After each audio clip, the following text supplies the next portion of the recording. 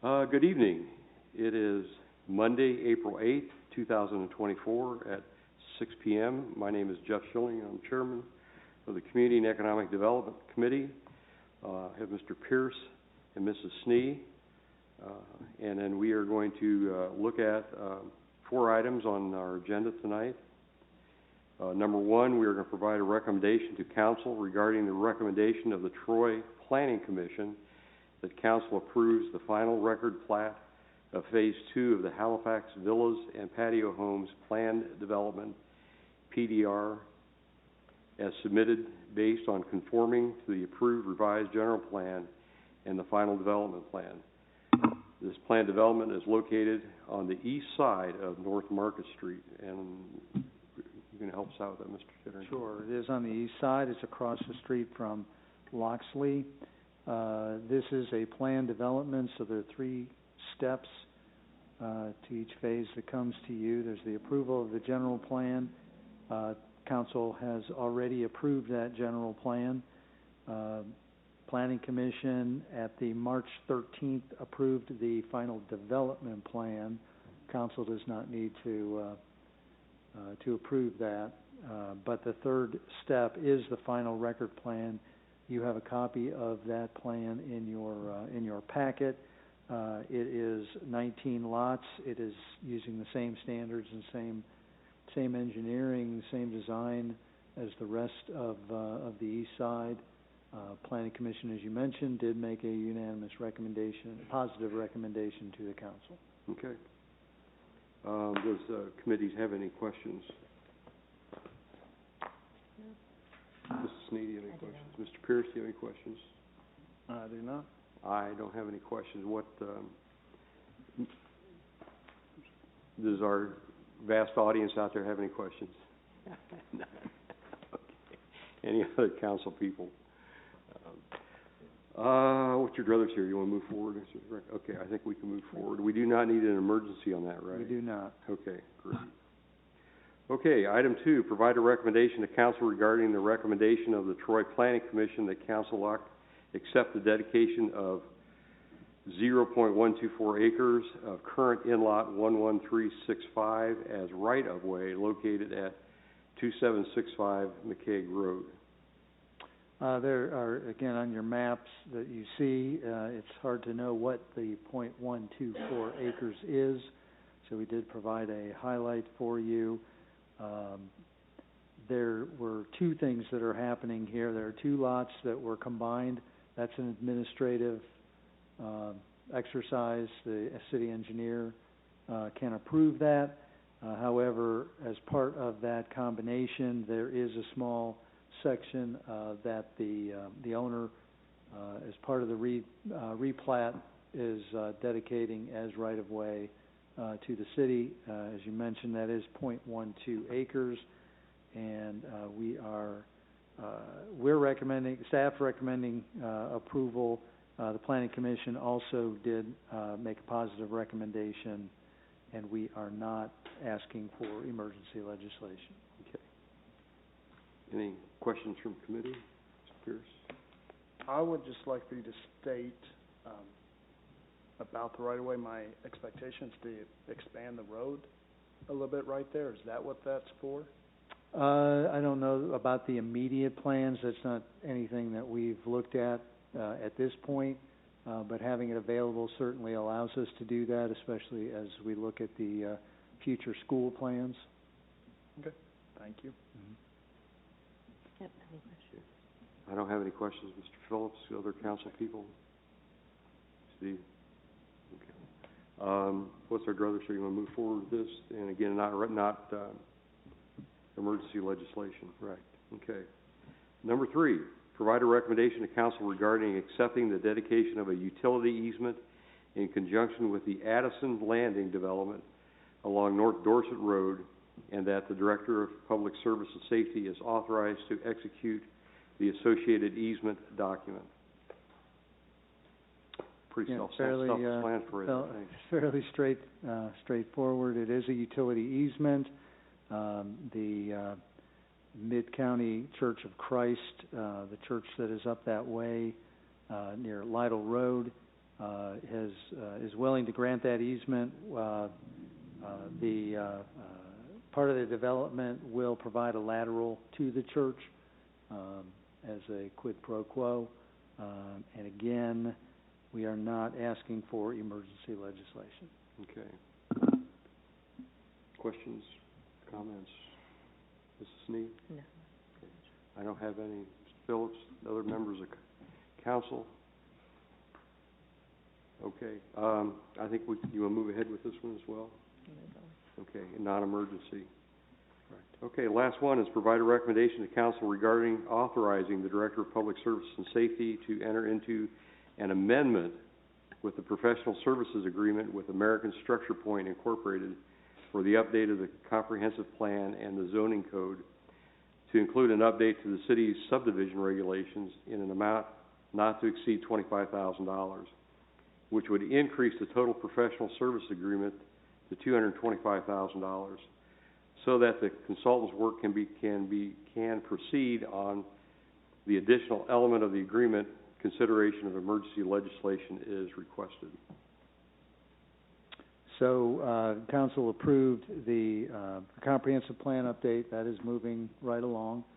Had several public and stakeholder and steering committee meetings. Had a very good survey and data that came from that. We are now starting to transition over to the zoning code update, which is another rather large exercise. We expect it is still on track to be done and presented to council by September 2025, as they have been looking at the zoning code and comparing it to the subdivision regulations, which lay out all of the requirements for really any kind of subdivision that wants to be designed and built in the city. They're noticing that since it has not been updated in any kind of comprehensive fashion, that there's some disconnect between the zoning code and the subdivision regulations. Things like definitions are a little different in the zoning code as opposed to the subdivision regulations.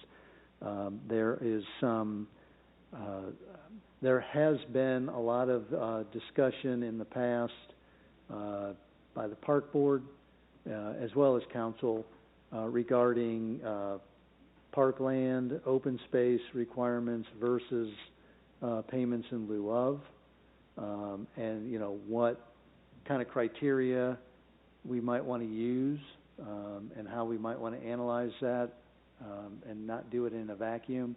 And so they have some other best practices from other communities that they want to look at and recommend to the council as part of the update to the subdivision regulations. A developer's agreement, we've had those in the past.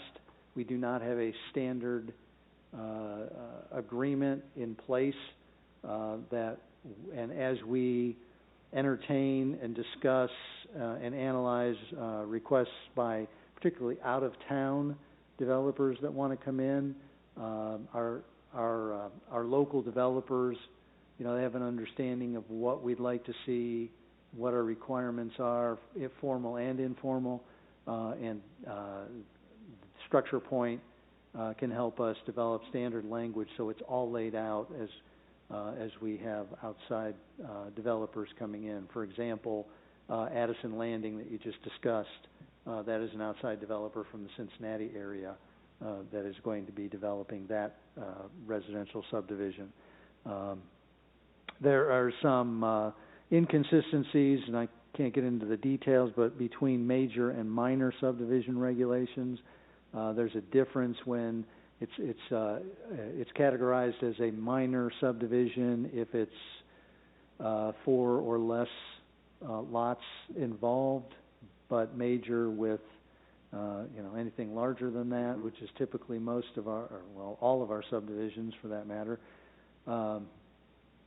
However, there are some ways that a development can be brought in and discussed where they haven't been subdivided in more than 4, and so we need to clarify those differences and those distinctions.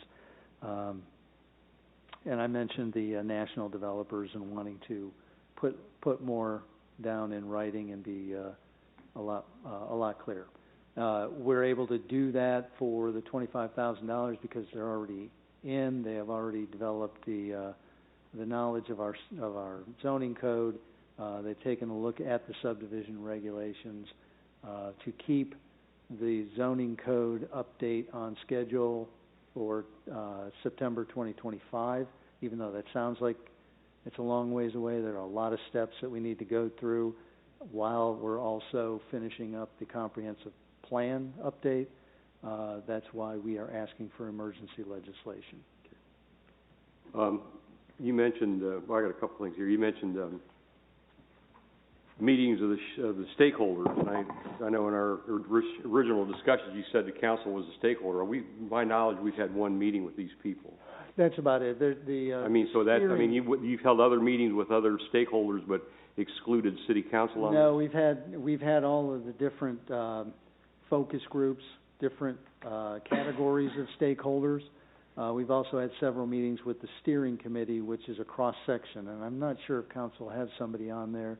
There's staff on there, but they're they're developers, they're school officials, they're other partners, private partners. Not city council. Not city council. We didn't have nobody was asked to be on the steering committee. I don't believe so, no. So we weren't that important. Planning commission. Well, we're not on the planning commission either. Right.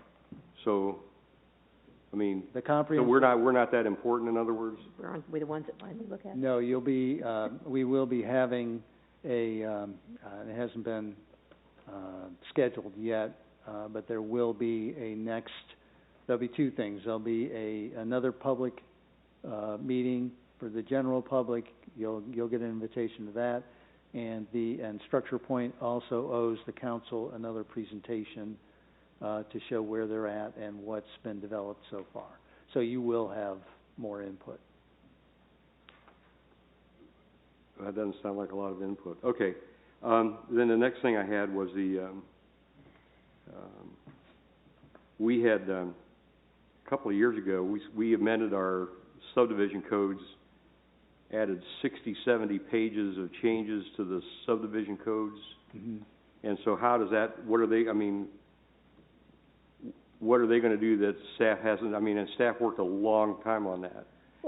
So what are they going to do that staff didn't do? What staff worked on was updating and modernizing the engineering standards, material standards, utility standards, the technical information. That's not going to be addressed by Structure Point. This is marrying better the subdivision regs to the zoning code, which is not what we did a few years ago. Okay. Are we going to eliminate? So this is not redundant. This is not a repeat. This is adding to it.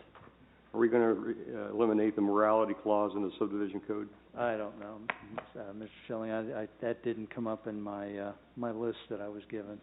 So. Well, put it on your list. I will ask that question now. Certainly will. Thank you. Morality. Anybody else have any questions? Am I right in my understanding that this helps streamline the process when a builder comes in, wants to build, that they are all have a basic understanding of the same rules at play then? That, yes, and that is where the developer agreement, being in black and white, as a kind of a template, that will clarify a lot of things up front. Thank you. Any other questions that we have? I do. Comments? Any others? Council? What's our druthers here? Move forward. Move forward with emergency. With emergency. Okay. Yes. Okay. With emergency.